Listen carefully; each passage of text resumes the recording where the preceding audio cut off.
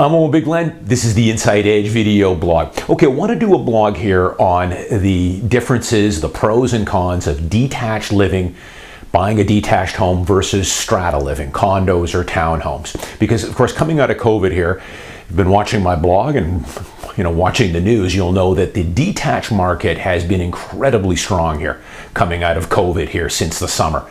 And I know firsthand, I've been blogging about it, I've had a lot of detached sales. I sell everything, condos, detached homes, duplexes, and townhomes. But I've had a lot of detached homes sold both on the listing and the buying side so far in 2020. And a lot of the stuff I've had in the last 3 months has been getting into bidding wars. On the buying side, representing clients in East Vancouver, I just had one in Delta. Bidding wars on all these before, and we lost out on many before I was able to get my clients a home successfully. On the listing side, I've been been listing some homes in some multiple offers as well. As a matter of fact, I just sold a home in the Renfrew area that I just set as far as I can see, I'm pretty certain I've set an all-time record price for Renfrew on a 4,500 square foot lot. This home sold for over $2.5 million. Now, it was a nice home, mind you, but if you would have told me 4 or 5 years ago that we'd be selling homes in Renfrew at 2.5 plus, I would have been a little skeptical of that. But I received multiple offers on this home. That's the state of the detached market. But on the flip side of that, I've often said, don't paint all condos with one broad brush. There are really two worlds of condos, and we're starting to see the condo inventory building here. I've been seeing some people on Twitter and some of these amateur real estate experts that are talking about inventory on condos at 5-year highs. Well, yeah, I'm not sure if that's correct. First off, maybe it's getting up there because our inventory is still below our 10-year average. That's for sure. But there's two worlds of condos for sure. The inventory on the dog units that I often talk about, that's building. And a lot of those units are just sitting. They're overpriced. They're just not units that I normally or would ever really go for with my clients.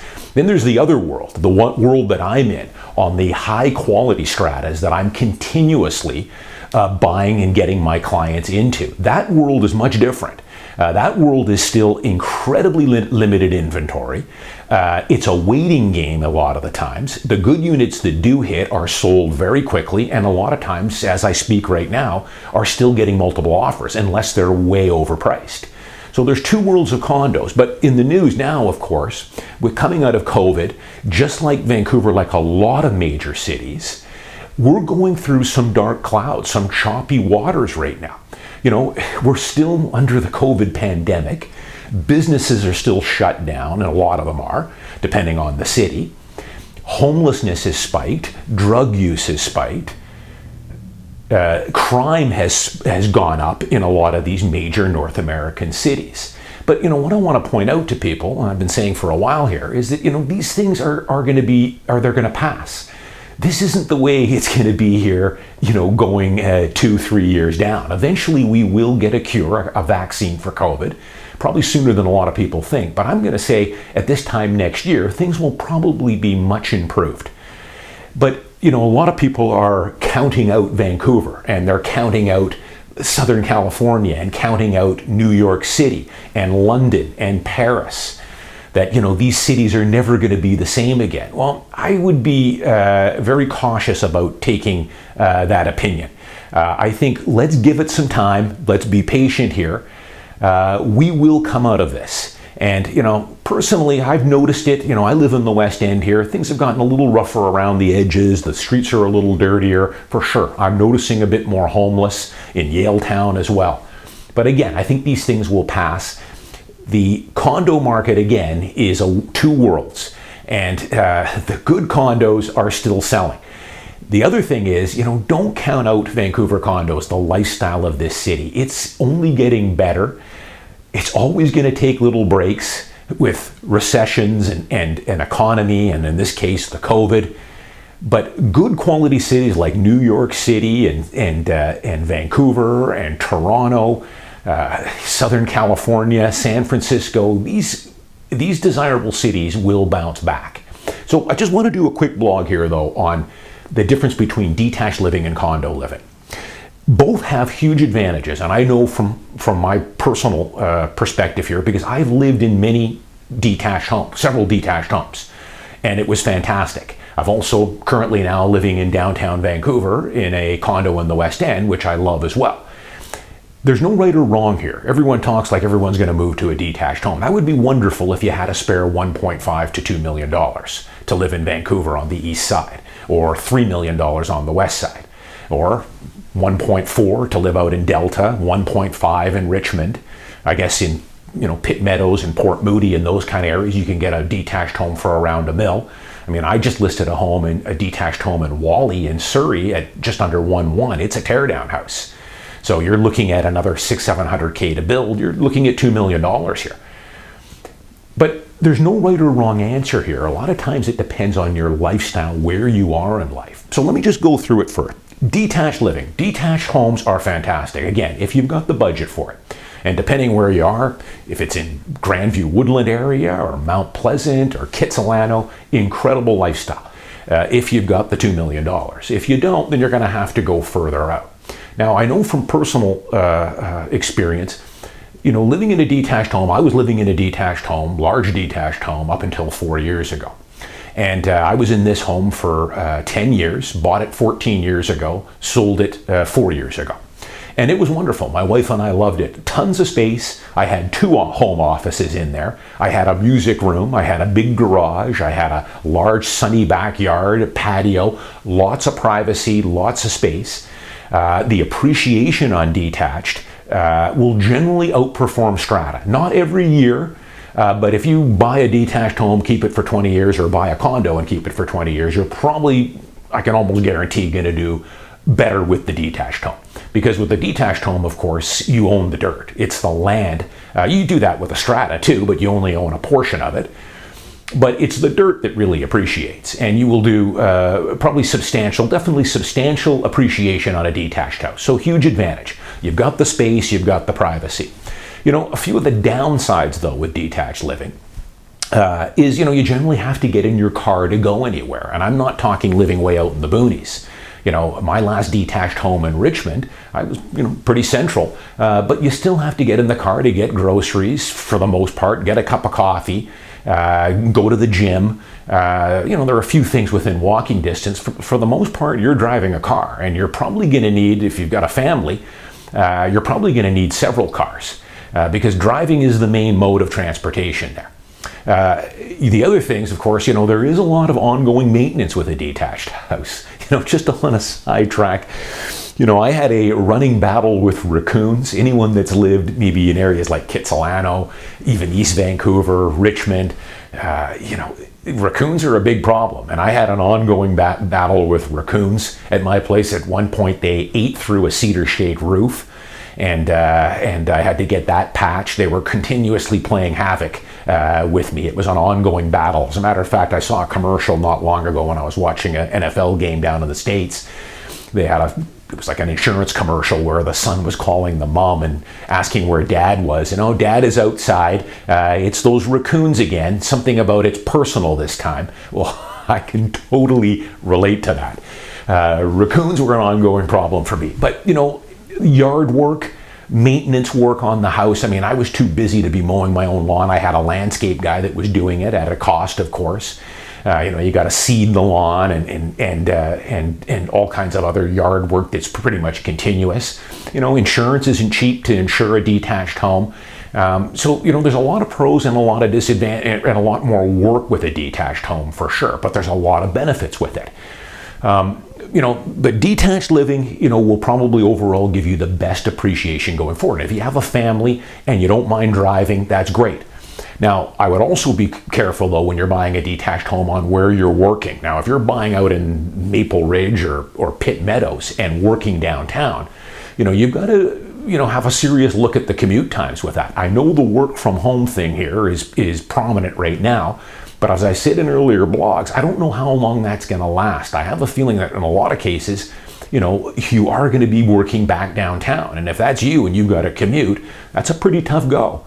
I mean, I've been driving back. I've got a listing out right now in Surrey. And, I've been heading out to Surrey at 2 o'clock in the afternoon. And I can tell you, rush hour now heading east on Highway 1 is starting at 2 o'clock. By the time I come back at 4, it's gridlock for about 8 kilometers. So it's a tough commute heading out to the Fraser Valley on Highway 1. And that's only going to get worse going forward. But detached living is fantastic. For the right buyer, for the right situation, the lifestyle, you want to take on the extra maintenance and everything else. Amazing to have all that extra space. But, you've got furnaces, you've got roofs, you've got a lot more upgrade and upkeep maintenance with a detached house. Condo living, on the other hand, don't count out downtown Vancouver. Condo living for certain people is the way to go. For me personally, eventually living in a 3,000 square foot house was just, I didn't need the space. And I wanted to downsize and simplify my life. And appreciation wasn't at the top of the table for me. For some people it is. I was more interested in convenience and lifestyle. And that's what living in downtown Vancouver does. Your strata is going to take care of a lot of the regular maintenance work, at least to the building itself. All you're responsible for is your individual unit. You can lock it and go. And huge advantages here. I walk now to probably 50% of my appointments. I do a lot of work in downtown Vancouver. I still drive a fair bit, but most of my business is in and around downtown Vancouver, east side, west side. So I walk to a lot more things. I walk to my fitness center, Equinox. There's only one Equinox, and that's downtown. So if I wanted to work, and that's the club I want to work out at, that's where my trainer is and everything else. If I was living in the burbs, I'd have to drive in every day to that. And working out and staying in shape and and training at a certain club is important to me. It's high on my priority list. So I want to be within walking distance of that. I can walk to get my groceries. I can walk to go to get something to eat. I've got 100 restaurants within 5 minutes of me here. I've got the seawall. I can ride my bike. It's much more of a lifestyle, and that is what Vancouver offers in spades. And that's only going to continue to get better. I know we're going through some dark clouds right now, but this is not the norm here. We've regressed down because of COVID, but we will get through this. Just wait. Give it a year. You watch this blog a year from now, and I'm pretty certain it'll be much different. Less homelessness, the streets will be cleaner, all the businesses will be open, hopefully. We're not social distancing and all that good stuff. This is what markets do. We're going to always run into some choppy waters here. But Vancouver is the jewel of the West Coast, and I know this because I've talked about it many times. Many of my buyers now, one of my main markets now, is young tech workers. I've probably sold condos this year in 2020 to probably 10 or 12 tech workers, mostly downtown, a little bit in the Mount Pleasant area, Olympic Village, and a little bit in Kitsilano. They make up a huge percentage of my buyers now, and they want to be in the downtown core. I've talked about it. We've got the early stages of a downtown office boom going right now. Take an hour and drive around downtown. Have a look at some of these spectacular, these are grade A office buildings like the Stack in Cole Harbor, or go down Georgia and Richards there with that other Stack tower that's well underway, or the Amazon headquarters at the old post office, or if you go just behind there on Dunsmuir, there's I believe it's mostly Amazon, just completed a incredible looking boutique office building, steel structure office building that is incredible looking. That apparently is going to be a tech office for Amazon as well as a bunch of other companies. So this isn't going to slow. I know the work from home thing here, is saying that, nobody's going to work downtown. It's not. Give it a couple of years, you will see. They're not going to stop building these office towers. And the reason for that is Vancouver is becoming, and I've been blogging about this for several years now, a major tech hub.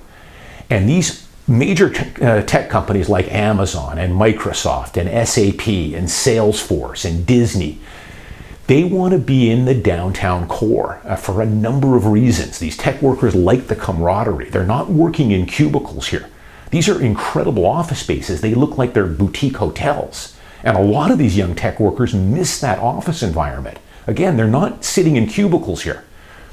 But I did many blogs here over the years about why they're moving to cities like Vancouver and Manhattan and Southern California. They want to be in these grade A desirable cities because this is their trump card to get these young engineers.